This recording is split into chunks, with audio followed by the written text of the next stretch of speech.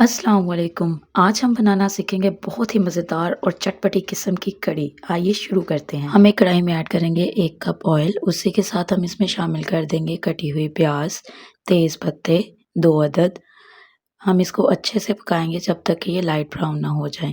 फिर हम इसमें ऐड करेंगे 2 खाने के चम्मच लहसुन अदरक का पेस्ट और इसे अच्छे से चलाते हुए पकाएंगे जब तक कि ब्राउन ना हो जाए। आप देख सकते हैं हमारे जो प्याज हैं वो ब्राउन हो चुके हैं। इसमें हम शामिल करेंगे 2 अदद मीडियम साइज़ टमाटर। इसी के साथ हम इसमें ऐड करेंगे सब्ज़ मिर्चें और इसे अच्छे से मिक्स कर लेंगे। फिर हम इसमें ऐड करेंगे 1 कप पानी और इसे अच्छे तरीके से मिक्स करके इसमें हम ऐड करेंगे 1 खाने का चम्मच नमक। उसी के साथ 2 बड़े चम्मच सुरख मिर्चें, 1 खाने का चम्मच हल्दी और इसे पकने के लिए हम तकरीबन 5 मिनट के लिए रख देंगे। आप देख सकते हैं हमारा बहुत ही मज़ेदार किस्म का तड़का तैयार है। दूसरी तरफ हम इसकी लस्सी तैयार कर लेंगे। उसके लिए हमने हाफ़ केजी दही लिया है, उसे ब्लेंडर में डालकर थोड़ी देर के लिए ब्लेंड कर लिया है। उसके बाद हम इसमें ऐड करेंगे 1 कप बेसन और फिर से हम ब्लेंडर चला के इसे 2 मिनट के लिए ब्लेंड कर लेंगे। फिर हम इसको ऐड करेंगे अपने तड़के में और इसी के साथ हम इसमें 2 गुना पानी और शामिल कर देंगे। जिस जग से आपने लस्सी तैयार की थी उसी जग से आप 1 जग और पानी भर के उसमें ऐड कर दें।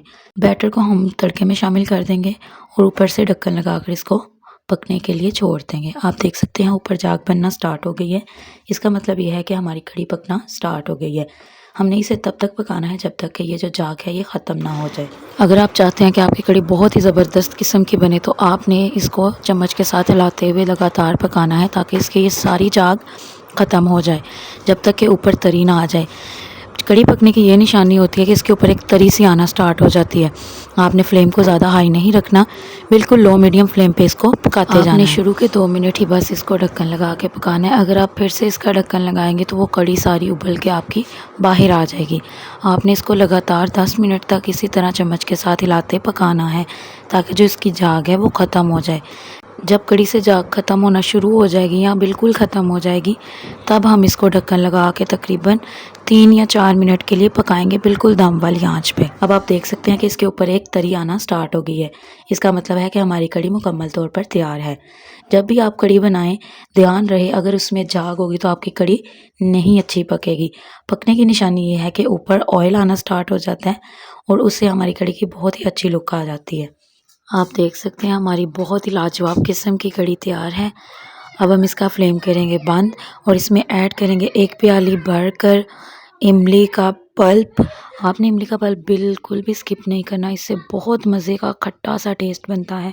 उसके बाद हम इसको गार्निश कर देंगे सब्ज़ धनिया के साथ। दूसरी तरफ हम बना लेंगे अपने पकोड़े। इसमें हम ऐड कर देंगे कटे हुए आलू, पालक, धनिया, प्याज और सब्ज़ मिर्चें। इसके बाद हम इसमें शामिल करेंगे 2 बड़े चम्मच भर के सुरख मिर्च, 1.5 चम्मच नमक, 1 चम्मच हल्दी और 1.5 चम्मच सूखा धनिया और आधा चम्मच ज़ीरा। इसी के साथ हम इसमें ऐड करेंगे 1 कप बेसन और इसको अच्छे से मिक्स कर लेंगे। फिर हम एक कढ़ाई में ऑयल लेके उसमें इसको अच्छे से फ्राई कर लेंगे।